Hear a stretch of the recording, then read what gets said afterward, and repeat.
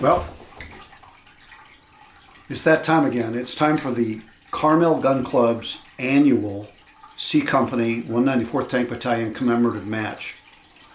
It's going to be December 13th, 2025, and it's a big tradition.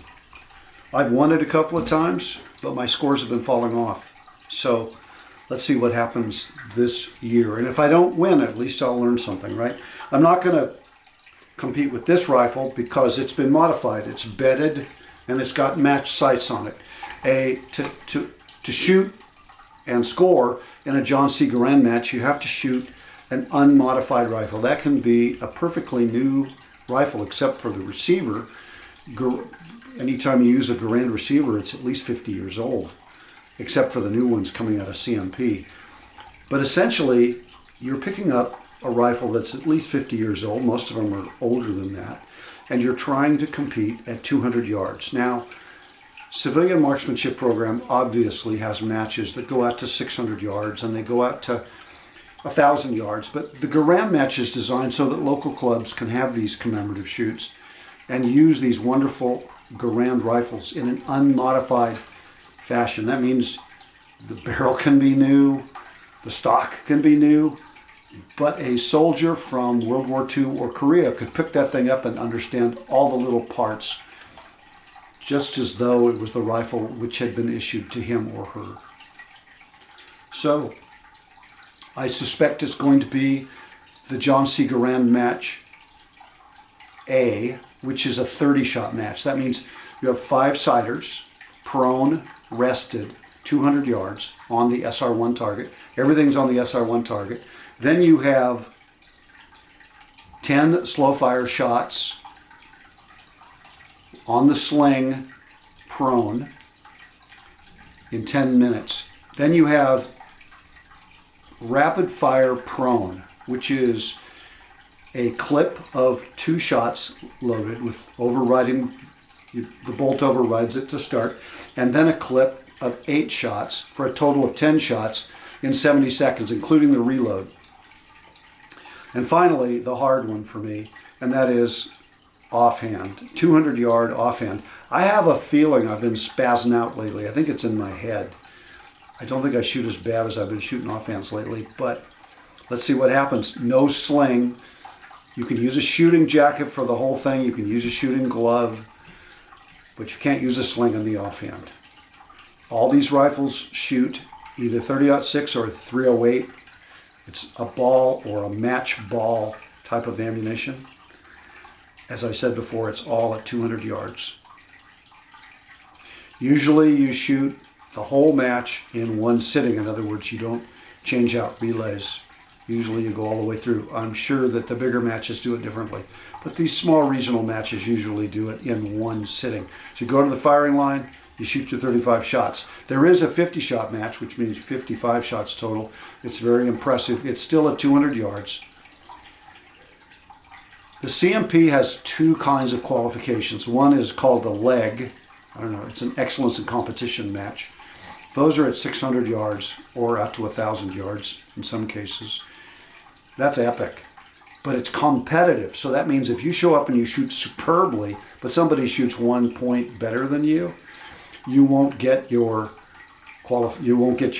reward. The pin system is a qualification system. A gold pin on the Course A is 279 to 300, which is basically putting all 30 shots into a target the size of a tea saucer. So yeah, it's a 200 yards. Some people would think that's a bit easier, but it's still a tiny 10 ring, and you're using a Garand rifle with Garand sights and wooden stock and an older receiver. So you shoot a gold pin, you're shooting, I believe that a silver pin is 268 to 278.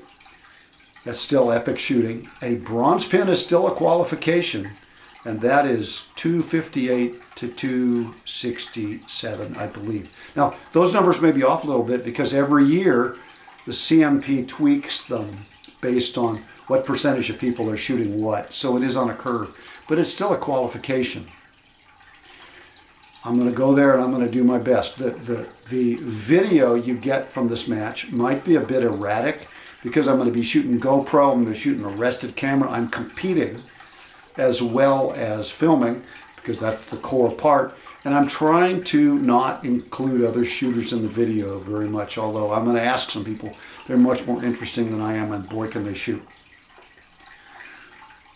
Let's go back now to Monterey County Historical Society for one last look at C Company 194th Tank Battalion to fully understand why we're having this match at all. Let's go back there. Well, there isn't much left of C Company 194th Tank Battalion. To find out more, I'm here at the Monterey County Historical Society out on Baranda Road. And 150,000 something people right across the street in Salinas. And there's a half track.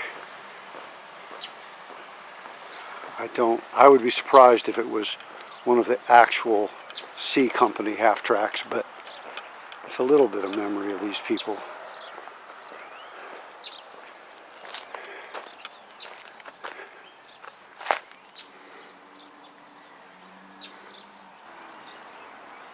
All of them had families. All of them had friends. All of them had loved ones. And we want to remember them. I might get obsessive about the M-1 Garand rifle, but in the end I'm after the communion, right?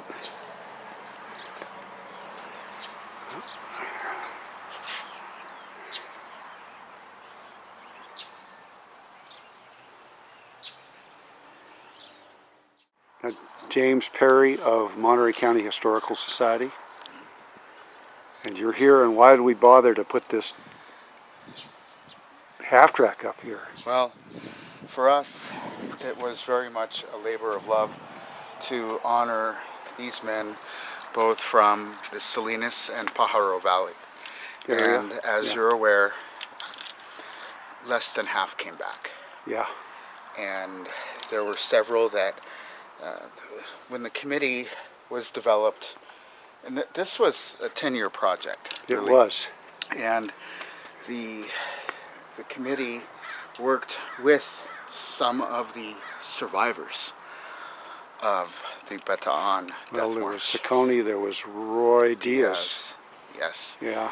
Yeah. Then there was Jane Norm Muther. Rose. Yes, Mr. Rose. And there was Frank Muther. Yes. I remember them. And they were all when I here. was a kid. They were all here when we dedicated When we this dedicated this? in April of 2006. Wow. And they're all gone now. Not one of them left. Just from natural causes. yes. I mean, Frank died in his 90s, and he said that his illness was due to the black lung he got working in a coal mine in Manchuria as a slave laborer. That was Frank Muther. A lot of these gentlemen, I mean, again, they were called to be warriors to keep our nation safe and free. Right. And those who managed to survive, again, the wounds, the internal wounds, lasted the rest of their lives.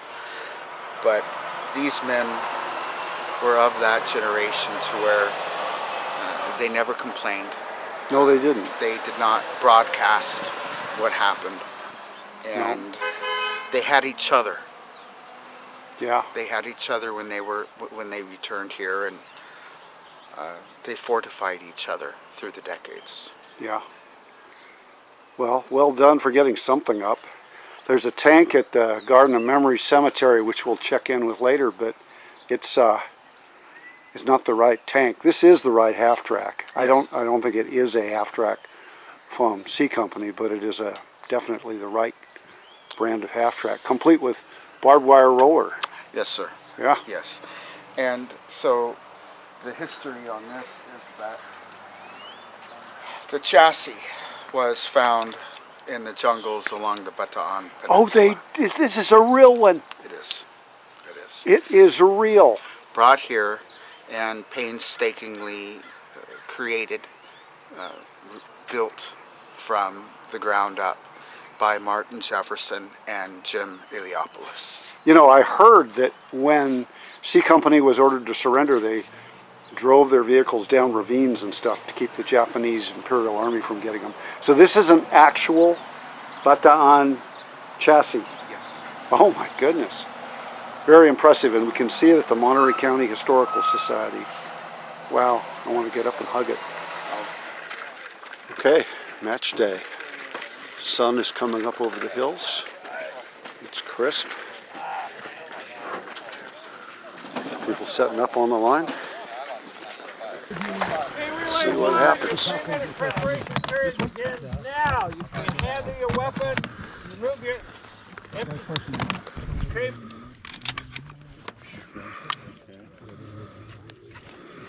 There's 6. Yep, you got it.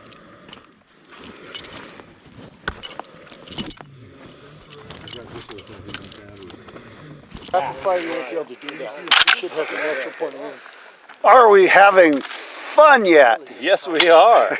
Oh, yeah. On the firing line, relay 1, your 3-minute preparation period has ended. This next course of fire will be 15 rounds, slow fire in the prone position, 5 rounds up to 5 rounds fighters, and 10 rounds for record.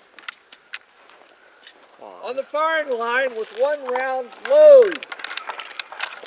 Okay, I got punchy.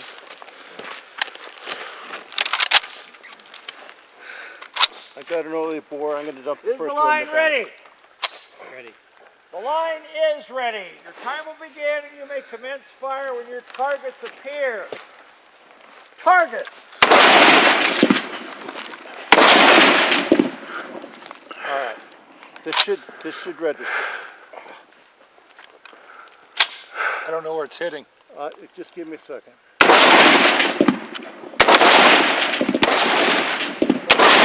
Okay.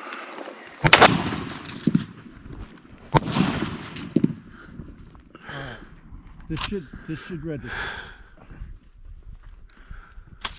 I don't know where it's hitting. Just give me a second.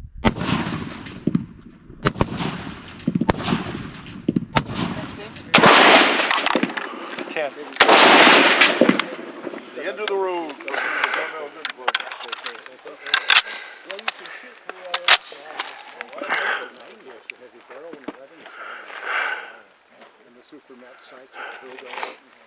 Yep. Where the high school have shooting range.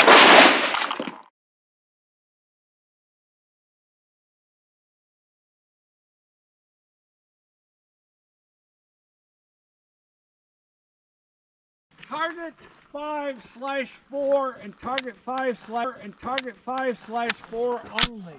Okay. You're gonna have to really pay attention because he goes fast. Is the line ready? Ready on the right, ready on the left, ready on the I far. swear this guy behind me is laughing at me, because what happened next was the banana slugs or the batteries or whatever makes those GoPros run stopped working. You just have to take my word for it. Here's the scores. Here's my performance. A clip of 2, and then a clip of 8, 200 yards, 80 seconds with the reload. So, guy's going to keep laughing at me.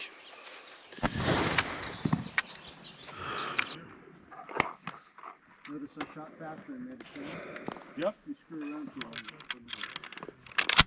Damn near an X, dude. Pretty good.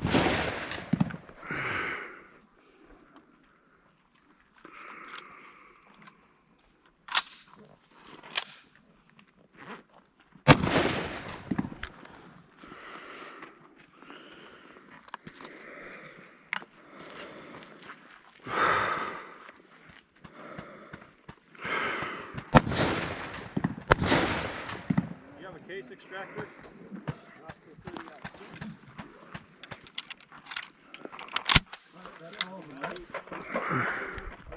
You had one left. Case head ripped off. I just Well. did it to two. Well, that was my offhand. Here's the scores. Oh my, ouch. As you can see, I have room to improve. And as you can see by my other shooting, when I'm not in a match situation, it seems to be mostly a mental game. I'm going to refer to this book here, which is what I used to use when I was shooting quite well competitively, With Winning in Mind, The Mental Management System by Lanny Basham, because I got to work on my mental game. Two other things obviously are practice, dry fire. I'm going to be exploring the use of a 22 for practice, just because it just keeps it simple. But obviously, things have got to change. So, to summarize, here's my score. This is my final score. Room for improvement. To use the positive mental management of With Winning in Mind, room for improvement. I will be working on that. The big experiment is what's going to happen. Am I going to be able to make a change in the next year? Am I going to be able to improve, age 71, etc.? Let's see what happens. Comments welcome. Thanks for watching.